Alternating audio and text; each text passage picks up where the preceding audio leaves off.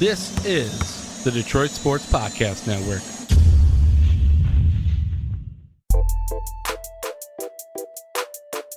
I had an occurrence on my flight home this weekend that I have been dying to tweet about since it happened.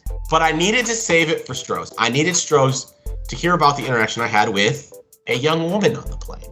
I get free reign for this. Yeah, well, Stroz asked me where the boundaries are. And I was like, that's not really how this works. I can't tell you that before you push them. But you know, if you go too far, I will rein it in. But I think we're probably going to be okay. And honestly, I think you're going to be disappointed. That might already give away too much. But there's some shocker. B in his love life disappointing me. But there's going to be some interesting stuff here. And I guess we got to talk about sports. Is that what we do here? It is what we do. We just spent 35 minutes pre-show not talking about anything sports related, and it was great. Well, yeah, well, that fucking shit ain't getting put anywhere. I noticed you were recording it all. We're gonna have some problems with that. Don't worry, I'll dispose of the evidence. Don't worry. Well, you can keep certain parts of the evidence that you have said are necessary. Anyways, we are talking sports. Al Avila made comments earlier this week that have pretty much convinced me there's no shot they're going after Carlos Correa. And I think it says something because I typically don't take a whole lot of what GMs have to say. But whether or not they're going to go after Carlos Correa, we're going to discuss, how important it is, how much they're willing to spend. Do you trust them if they don't go after guys like Carlos Correa? But first, I think one of the big stories in Detroit sports right now is the struggles of Penei Sewell in the preseason. And particularly the idea that was brought up of trading him, because the reason he's struggling is being on the right side. That's what everyone's telling us. And by the way, I'm not saying I don't believe it. I 100% believe it. But I think it's interesting because I've seen many a left tackle be moved to right tackle in my time watching football. And I've never seen so many people come out vocally and defend how hard that is. Maybe it's just like the era we're in where even offensive linemen are talking on Twitter. But I've not really seen that before. And I do believe it. But Stroz, you're worried the Lions are mishandling Penei Sewell. I'm pretty confident the Lions have already mishandled Penei Sewell. Okay, come on, calm down. I'm not often going to tell you to calm down because I want you to have strong opinions. We haven't played a regular season game. True. But what I've seen through 3 preseason games does not make me confident that this organization is taking care of a first-round draft pick, number 7 overall, a guy that the fan base and the Lions themselves were overly excited to get. Now, my thought process was, you go draft this guy. He's your future. He's supposed to be this stud left tackle. Why would you play him out of position? Why would you grab him to then force him to flip everything he knows and play the right side? Why wouldn't you take your veteran left tackle, who's, let's be honest, is above average? It's not like he's great. I don't know if that's fair. I think I would call him great. You call him a top 10 left tackle in the league? So. Ooh, I don't know. We might be splitting hairs there. Neither of us are going to be perfect in this. Neither of us are grading left tackles. Mm-hmm. But just from what I read Taylor Decker as a very high-end offensive tackle. Not an all-pro, but maybe the step below that. Would you say that he's not necessarily your future? Like, you have a brighter future with Penei Sewell than you do with Taylor Decker at left tackle. I am not nearly as comfortable saying that as you are. Look, if Sewell pans out to be what he's supposed to be, yes, you're right. But Taylor Decker was also drafted with the expectation of being an all-pro left tackle. And by the way, I don't think that it's entirely out of the question he is. Tackles and offensive linemen in general are a position that I think do continue to grow for a long time. Now, they can often be quick to make an impact. It's not uncommon for a tackle to come in and be very good very early. But I also don't think it's uncommon for a guy at 26, 27, 28 to still be getting much better. Would you not agree that the left side of the line is much better than the right side of the line? By much better, do you mean currently or more important? Currently, and I guess more importantly as well. We both agree the left side is more important than the right side. I don't think it's nearly as significant as it's made out to be, but yes, it's important. Okay. I think the way the left side has been constructed is in a better spot than the right side is. And I think a lot of that has to do with the experience and the depth that is there. I think having Haloti Vaitai as your right guard, I feel like that is almost like tying one leg behind your back. I don't feel like he's very good. I feel like this offensive line could have looked much better if you were to move Decker over there, let him get comfortable this preseason. Mind you, he's been in the league. I feel like he would be a little bit more. He'd be in a better position to adapt to that right side. You move Decker over to the left side. He's going to get a little bit more support with a guard that has a little bit more experience. And I feel like you could really balance out that offensive line specifically for this year. But I think what you also do is you let Sewell play his natural position. And look, he's looked good in the run game. He's looked very good in the run game at playing right tackle. So I just feel like he would excel so much more on the left side. On top of that, his pass pro on the right side is what's been getting him crushed. His pass protection is not great on the right side, and it's a big cause for concern. I think if you put him on the left side, I think it just accentuates what he does better. And I think the Lions basically taking a round peg, trying to put it in a square hole, is one of the more Lion-esque things that the Lions organization have done. Okay, so I think there's two key places where we have a disagreement. The first one is I think you're already slating Sewell in as definitely a better player long-term than Taylor Decker. Mm-hmm. And while I do agree with you that that's the expectation, I think behaving as though it's a given is kind of silly. Taylor Decker is pretty good. It is dangerous. I'll admit, it is dangerous. He is already pretty good, and we don't know what Penei Sewell is. The number two is the belief that Taylor Decker would definitely transition easier. From what I have read, and this is very much not a subject where either of us are experts, mm-hmm. the part about it that's so difficult is that it's all muscle memory. You don't have time to think on the offensive line, especially, in pass pro. You have to react. And so, Stroz, muscle memory is only stronger the longer you do it. I would think that somebody who's been doing it longer at left tackle like Taylor Decker is going to have a harder time, not an easier time, making the transition. And so what I would worry about is taking a proven commodity, moving it to the – and by the way, I think both guys are capable. I think the vast majority of the time when you move somebody left tackle, right tackle, left tackle, most of the time I think they figure it out, especially if they are good players. But if you're going to talk about mishandling and making it a risk for one player or the other, I tend to think the risk is bigger with Taylor Decker because he's been doing it longer. Penei Sewell's 20 years old and missed a year of college football, right? Like, I mean, how long has he been playing left tackle? You got high school, of course, and growing up, but like the gap is relatively significant. So in terms of the mishandling of it, I'm going to be a pretty strong no. I do not think it is. I do, however, think the question of trading Taylor Decker is a really interesting one. Generally speaking, I'm not in the business of trading guys who you consider to be very good young offensive linemen. Like in a perfect world, you're probably viewing Taylor Decker as a part of the next 10 years. Mm-hmm. And I cannot come out here and push hard for them to make a move like that. But I'm open to it for the right price.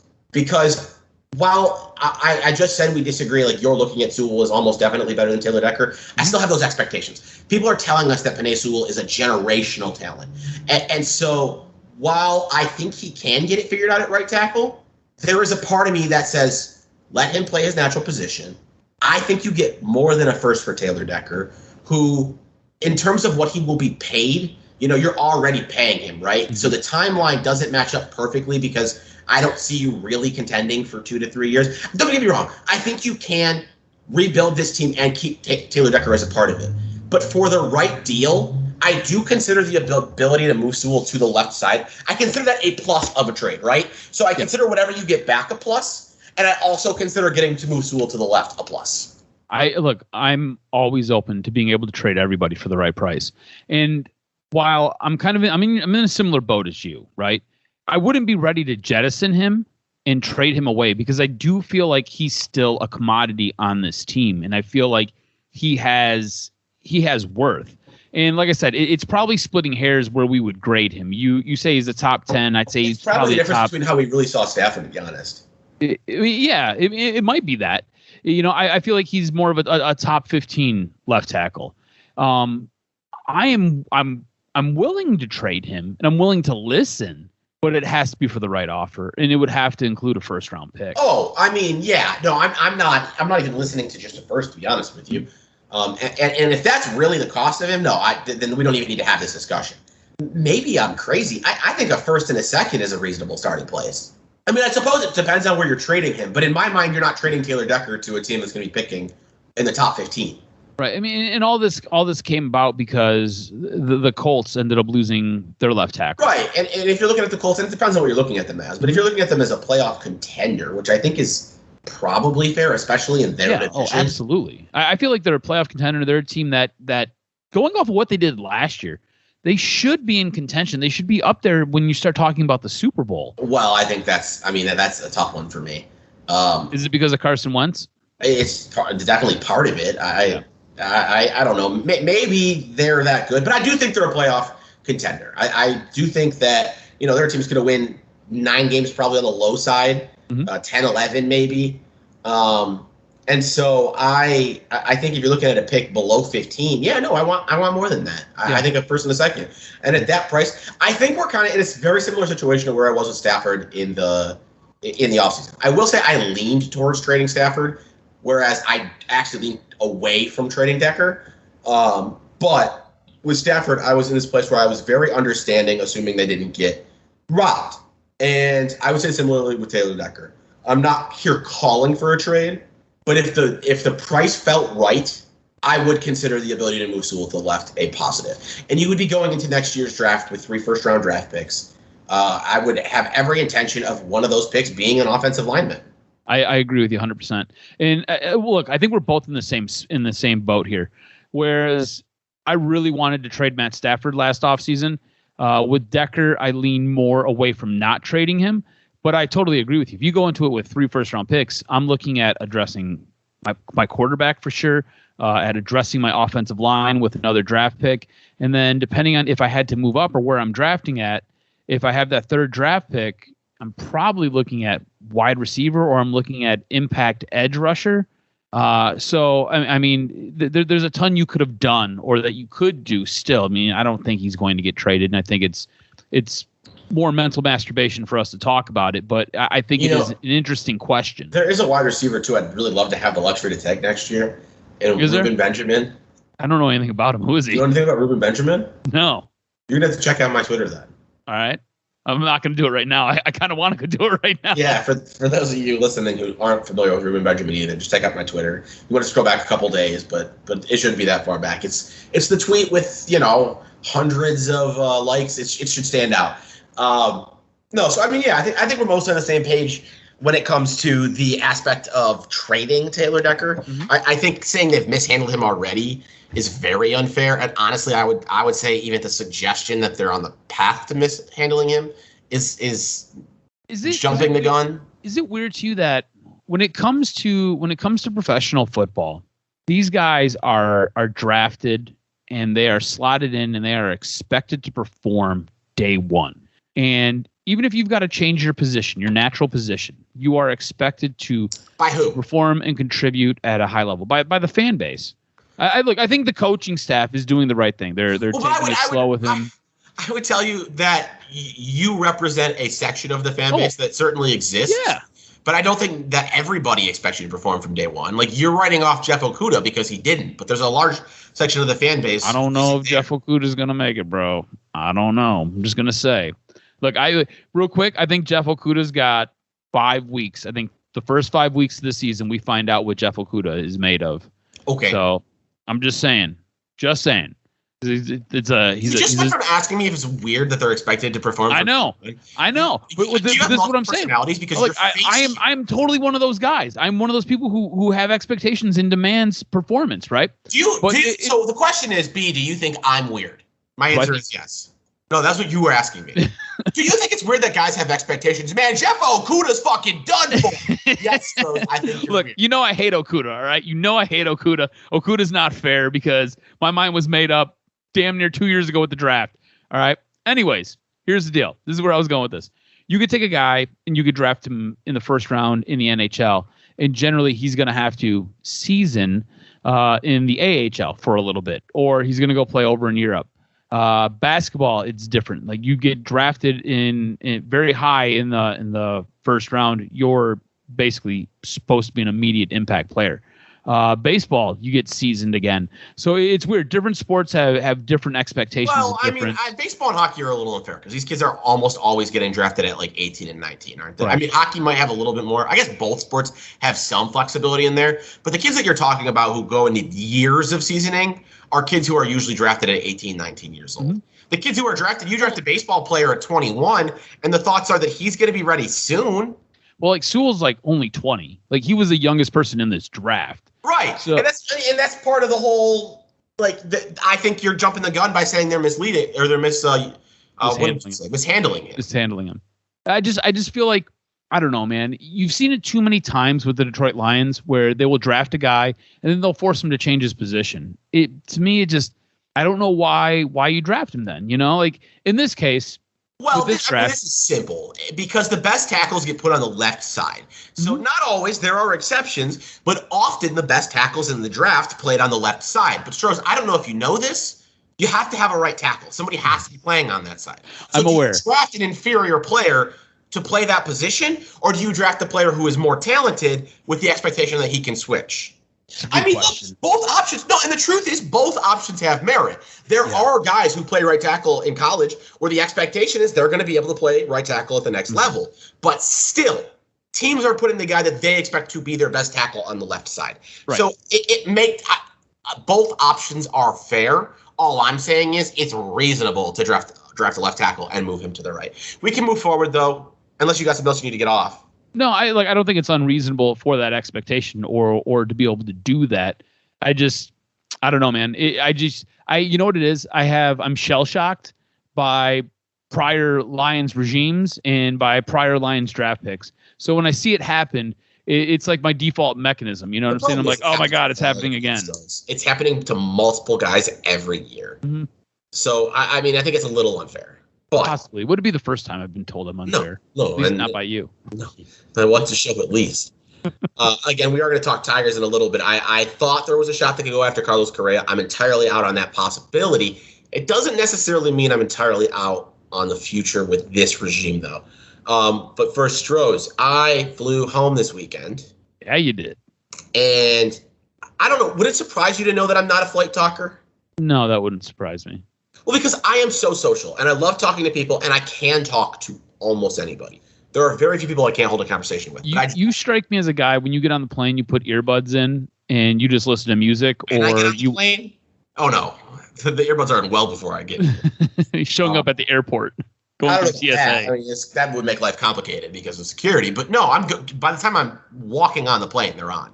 Mm-hmm. And we talked about it before. I don't usually start conversations. As social as I am, I feel uncomfortable starting conversations. In fact, I would say guilty. This is kind of a fun, separate discussion. I feel guilty starting conversations because then I feel like I'm making the other person talk to me whether or not they want to.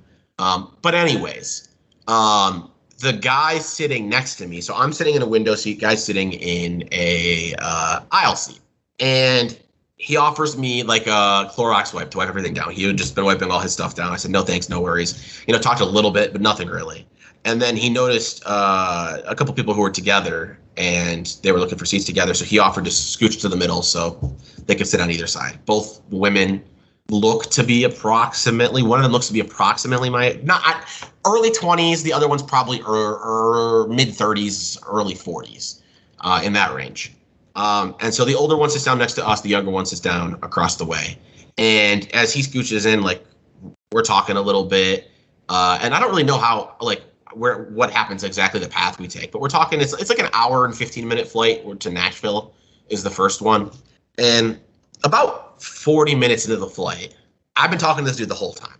And it's dark, right? It's late at night. I can't see super well. But I swear to God, that girl in the row across from us is staring at me.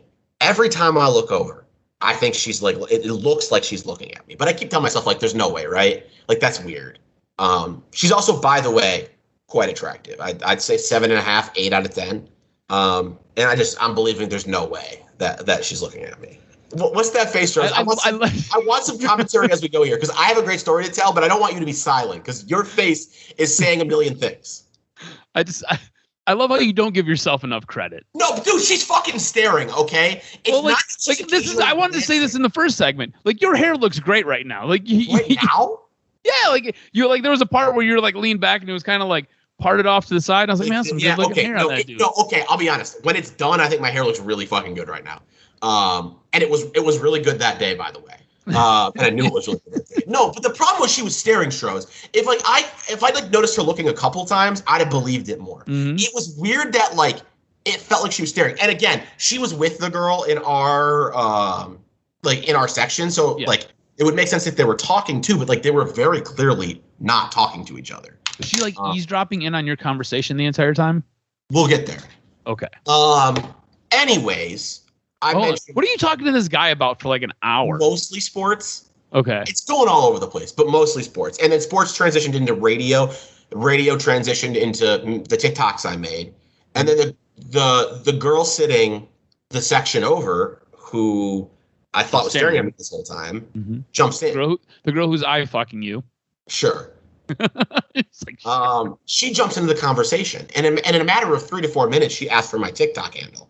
And she hands her phone across 3 people to get her phone to me. Did you put your phone number in her phone? So I'll tell you what, I didn't, and I regretted it after the fact. So such a gangster move. You should have did it. I did regret it after the fact. But so she asked for my TikTok handle. I put it in there, gave her phone back, talked a few more minutes, talked about the videos I made. She didn't even know what kind of videos I made yet. She just knew I was on TikTok.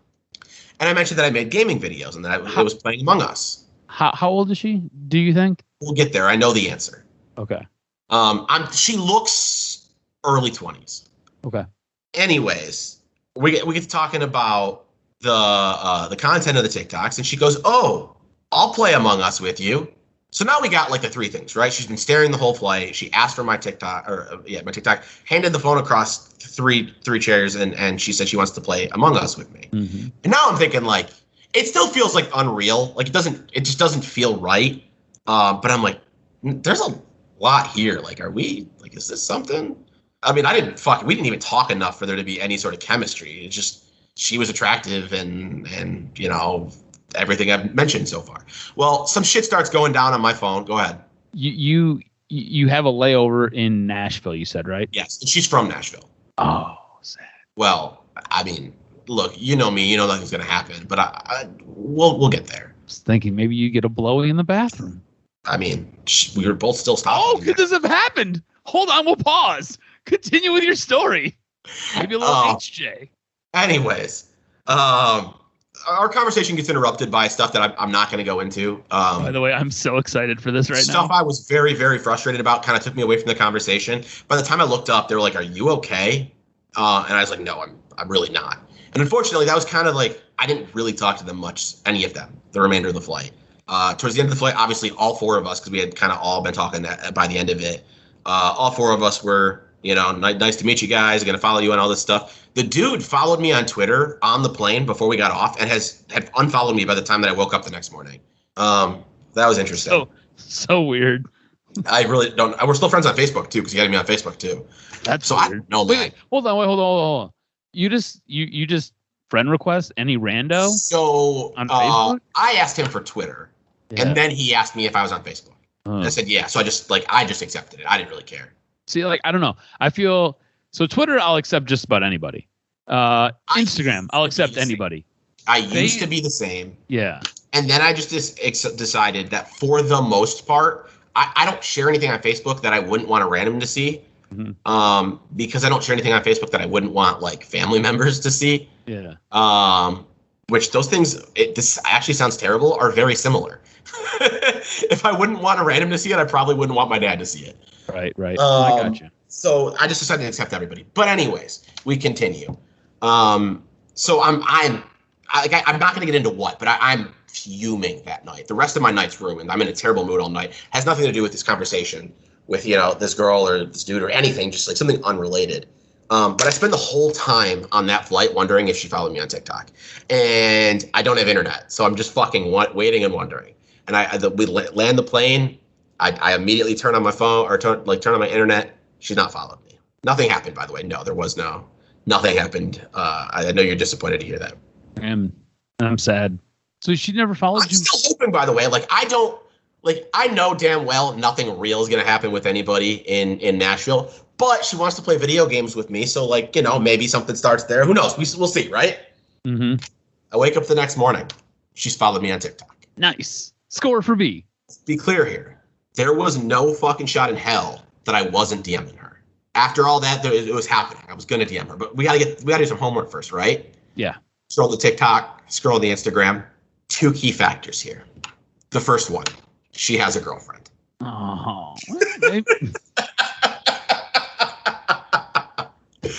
Maybe she's down for some low key D. You know what I'm saying? The second one, she's only 19. Get a 3-way. She what? She's only 19. Oh. She's legal. She's legal, bro. She did definitely look older than that in person. Mm-hmm. And when I opened the TikTok, I could immediately tell. I opened the TikTok and I was like, oh, she's young.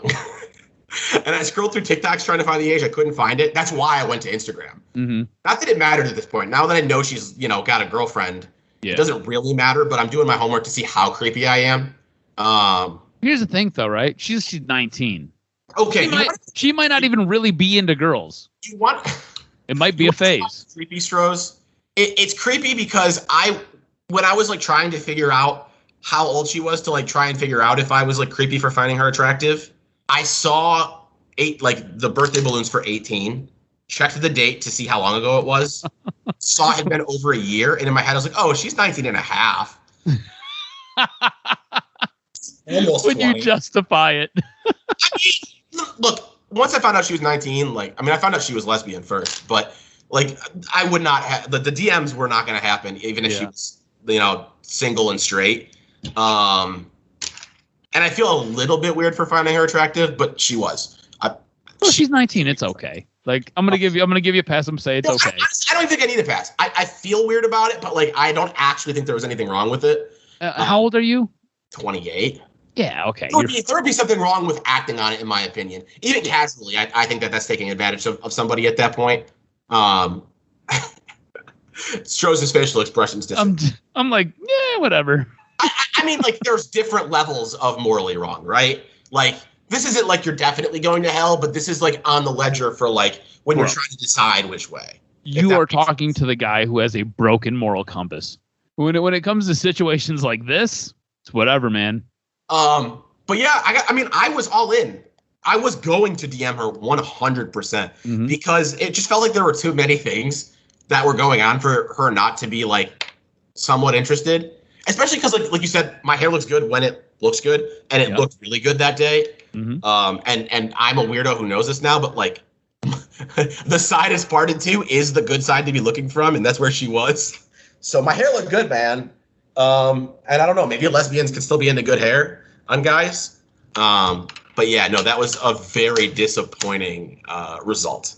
That is such a letdown. I was riding hard with this one. I thought for sure, at least you get a number, and maybe you guys. I didn't realize that you had a layover in Nashville, and you lost her there. So that kind of puts a little bit of a damper. Plus, I know what you were going through on that airplane, right. And that sucks because it killed momentum for sure.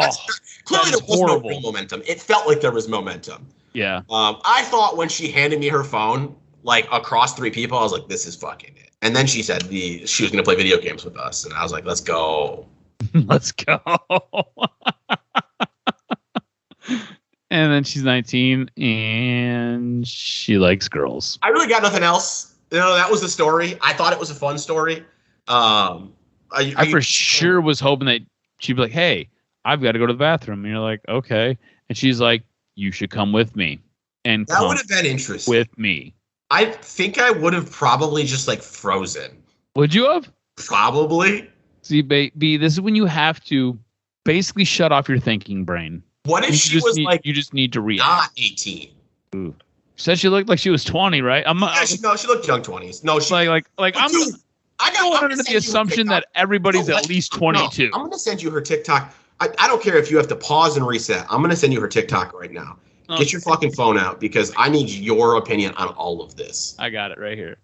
Are we crossing the line for creepy here? because, I mean, obviously you're going to judge if she's attractive, but more than anything, what I want you to do here, when I opened the TikTok, I was like, damn, she is young. I don't know how to send. Okay, we'll just cut this here. Oh, I'm leaving all this in. I just want to send you her account, not her. Are you going to text me? Here we go. I got you. You're going to send it through up there. Nope. All right, it's sent. So I just want full reaction to everything here. You can tell right away she's young, right? I'm logging in right now. You gotta log in? Yeah, I don't know. TikTok logged me out. No, all right, let's see. Those like candy things, those breath mints you put in your mouth. Was that?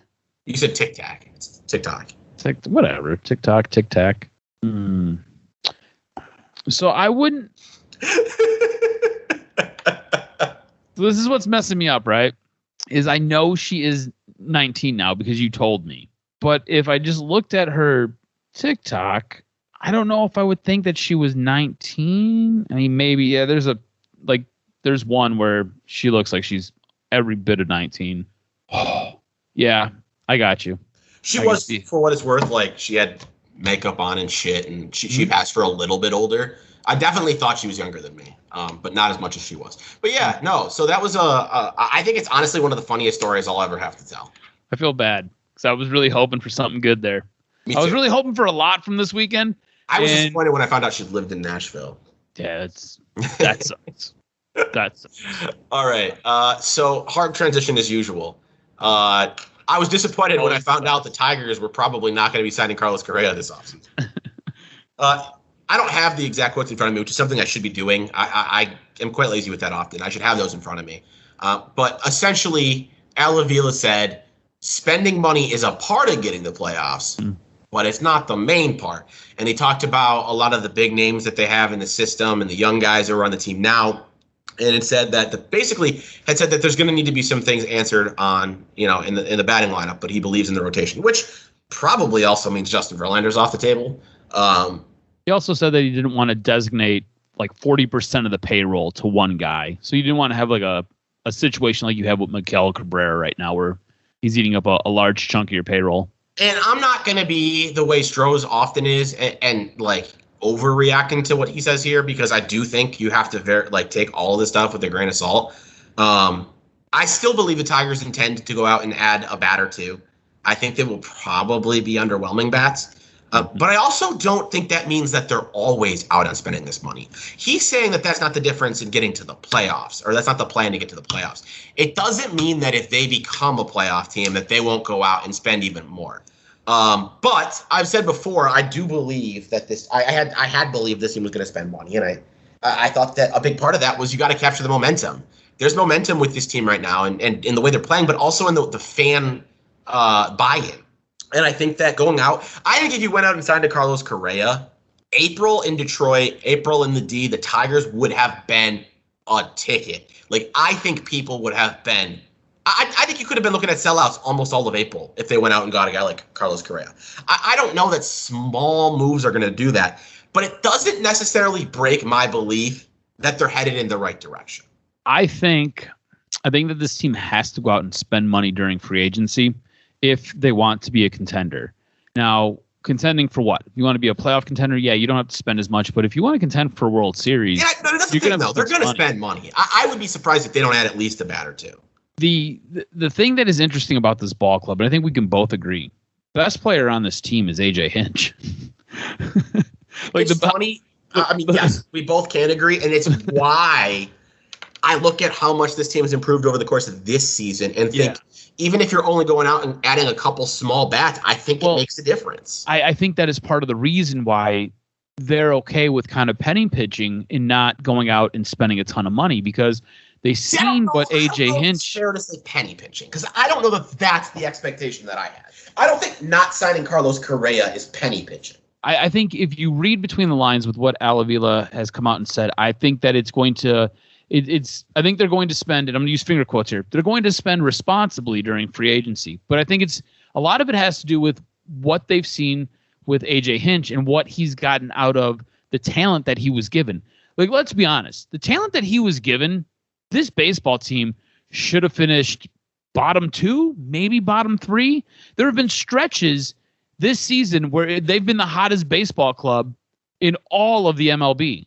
there have been times where AJ Hinch has won you games. We both agree a plus manager will win you games. AJ Hinch has won you games with the way he's either orchestrated a batting lineup, controlled the pitching staff, or basically getting guys in position to run. This team has done a ton of running on the base paths. And AJ Hinch has got you victories this year with subpar or less than pieces. And I think what the front office sees, and I think what maybe Chris Ilitch sees is, yeah, we're a couple guys away from contending for a playoff spot. Definitely not winning a World Series. Can you go out during this free agent period, add a couple guys that are going to make you a more lethal ball club? Add a bat, add some help up the middle on the infield, because we both agree shortstop's a huge weakness for this team. Do you have to go out and get a guy like Carlos Correa? Probably not, because AJ Hinch has basically been able to spin miracles with spare parts. And I think that is part of the reason for maybe this change, finger quotes again, in philosophy. I don't know. That's kind of how I see it. That's how I read it, and that's how I heard it. We're not gonna spend it. I think penny pitching is the wrong word. I hear it the same way. They're going to go out and add a couple bats, and it's not going to be, they're not going to be swinging for the fences. No pun intended. But I think that's okay. If the plan long-term is that they're still going to spend money, and that I don't know for sure. But I believe that with AJ Hinch, adding a couple small bats to move towards being a playoff team is okay. I think that you're starting to see some really strong signs. And there's no thinking. You're very clearly seeing strong signs out of multiple young pitchers. There's reason to believe that the rotation in the next few years could be dangerous. But I don't think even if you go and sign big-name bats, you're competing for more than a playoff spot next year. And I think it's okay to move step by step. Now, if you go out and kind of sign a couple small bats and you make the playoffs or you just barely miss them, yeah. The expectation is going to be that you're spending more, especially as you get closer and closer to the end of that Miguel Cabrera contract. Yes. But I don't think it needs to be big spending this offseason. I do think that there's an opportunity to capitalize on some major momentum. I think that if you come out and spend and say, like, if you come out with spending that says, no, we're not playoff contenders, we're a playoff team, I think you have Detroit electrified to start next season. If you go out and spend money and say, our goal is to make the playoffs this year, there's going to be interest, there's going to be excitement, but it's going to be, to scale of what you did this season and what you spent in the offseason.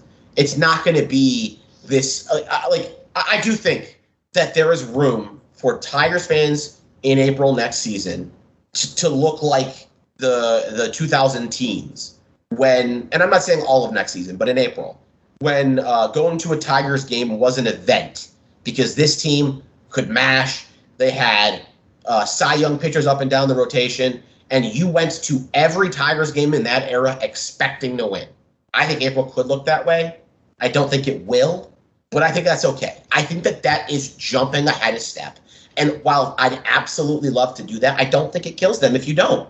I think you have to spend responsibly because you still have Miguel Cabrera's contract on the books, and it's such an albatross at this point. It just kills. But I think at some point this team is going to have to open up the pocketbook. It's going to have to open up the wallet, and it's going to have to pay to get guys here. You also have to realize this market, free agents don't want to come here. You generally have to overpay. I kind of get annoyed by those thoughts. I do too, but it's what it is. It's a reality. Guys are you have to overpay because you have to be the number one. Like, you have to pay more than anybody. That's what 22 teams have to do. I think most teams in most sports have to be the highest bidder to get a guy. There are some exceptions, but I think what you're talking about for the most part is the norm. The one sport where I'd say that Detroit is in a notably worse spot than an average team is basketball. I think that basketball more than any other sport, you're talking about drafting 18-year-old kids who are they're handing millions of dollars to children. You talked about how in baseball it takes years, in hockey it takes years. In basketball, these kids are looking to party. Not all of them, and it doesn't mean other athletes aren't looking to party either. But I think the kids are looking to party more in the NBA than any other sport. I think that I guess that I can't say we see that, but that is my belief. Yeah, I don't think you're out of line with what you're saying. I think that's pretty accurate. Generally, most of the time, the more vocal athlete that you hear talking about a destination is usually in the NBA. You know, Detroit's usually not one of those Ben destinations. Simmons saying, I want to play in LA. I don't want to play anywhere else. Guy's got 4 years on his contract. He doesn't have a no trade clause, and he's dictating where he wants to play. Yeah. And by the way, I support that. I just don't think it's that extreme in any other sport. Do I believe that Detroit is a destination for baseball players? Absolutely not. I also don't believe that 22 other teams are a destination. I think that winners are a destination, and the Yankees are a destination. I don't know if anybody else is. I don't think people go, I really want to play in Miami. I mean, obviously the Marlins are a disaster, but I don't think people go, I want to play in Texas. But doesn't it make you more of a contender or more of a winner if you go out and you bring a high-profile guy here? I mean, that's kind of what started. Yes, of that's course. kind of what started that window for the Tigers. Was you went out and you got Pudge. Pudge was the big name. Okay, you had to overpay to get him here. Okay, yes, I do think eventually you need to do that. Can I slow the roll on this bullshit, the window? And you're not alone. I think this is a commonly held belief. When did Pudge fucking retire?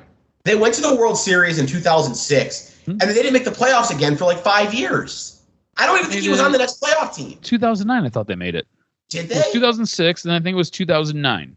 Oh, look. Let me look. What did they do in 2009? I thought wasn't that the year that they made it all the way to the World Series? Oh, that was the year that they backed into the playoffs, I think. Maybe I'm off base here. I think it was a few more years than that. I'm telling you, and I don't think Pudge was even on that next playoff team. There were like two separate windows. The 06 Tigers were not the same era as that next World Series team. So like that 06 team, it all just happened. It was like, it was weird. It wasn't supposed to happen, and it just happened. People kind of combine that team with the Miguel Cabrera, Victor Martinez, Johnny Peralta. Like they combine those two eras. Those are two separate eras. The Pudge era had like Edgar Renteria and Carlos Guillen.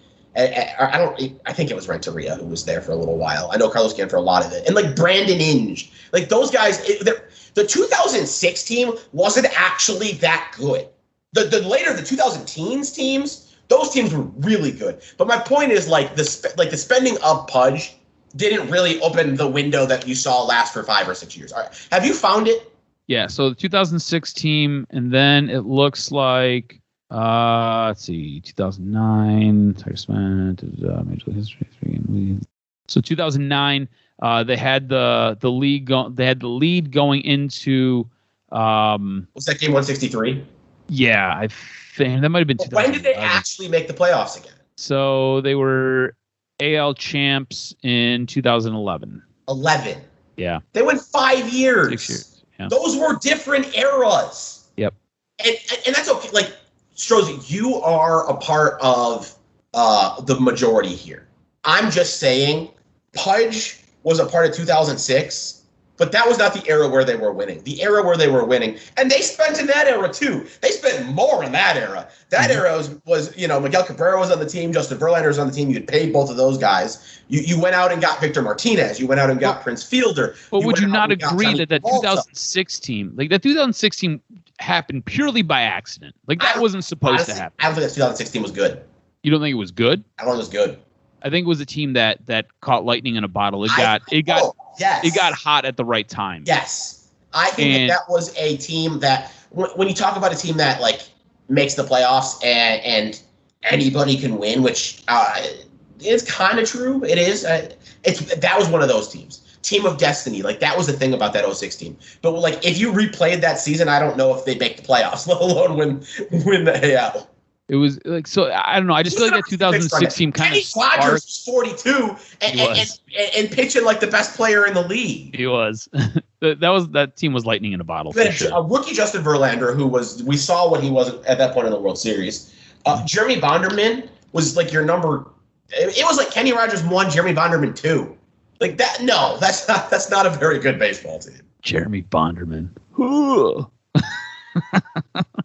I don't know. Just looking back at this, I just feel like the 2006 team, that was what kind of started the ball rolling, is basically what I'm saying. Because after that, it was like second place finish in the AL Central. After Second that, place it was finish, 5 second place years of finish. disappointment. And then all of a sudden, randomly, you went to the World Series again. Yep. But it was 5 years where you cared about baseball, which is something that had not been said for a long time prior. Yeah, no, look, all I'm saying here, I do think that we're going to see tampered down spending. I don't think they're going to do anything crazy, but I think that that's okay. I don't think that you should be panicking about that. As long as they are going out and adding a couple bats, I think the expectations will still be improved.